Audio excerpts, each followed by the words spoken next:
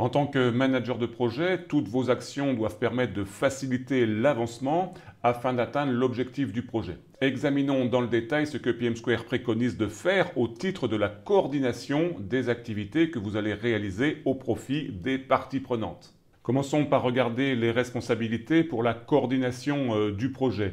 Vous voyez que le porteur du projet a la lettre A comme accountable, c'est-à-dire redevable du parfait achèvement, c'est une responsabilité importante, et le project manager PM est responsable de ses activités de coordination du projet. Il s'appuiera pour cela sur le manuel du projet, bien sûr sur le plan de travail du projet. Ces documents seront actualisés autant que de besoin et cette activité va durer pendant toutes les phases jusqu'à la réception du travaux, voire on peut aller un petit peu plus loin, jusqu'à la clôture du projet. Voici comment PM Square définit la coordination du projet.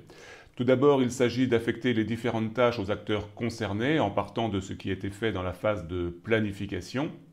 Il s'agit également de maintenir une communication continue envers à la fois l'équipe centrale du projet, mais également les membres du comité de pilotage et l'ensemble des parties prenantes extérieures à l'équipe projet. Il s'agit ensuite de collecter l'ensemble des informations nécessaires pour pouvoir suivre l'avancement conforme du projet, ou en tout cas détecter les écarts et prendre des mesures correctives.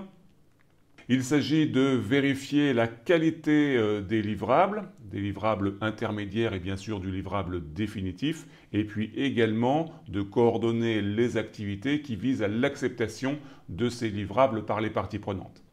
Il s'agit aussi de s'assurer, c'est très important, de la motivation de l'équipe dans un rôle de leadership. On en avait parlé déjà il y a quelques temps dans cette formation.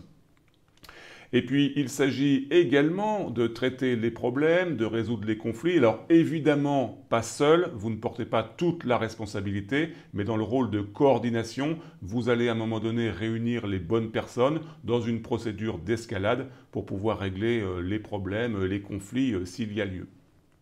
Et puis, il s'agit aussi, puisqu'on parle de régler des conflits, parfois de négocier, en tout cas de préparer la négociation avec le mandat que vous avez reçu dans la limite des prérogatives qui sont les vôtres dans ce domaine.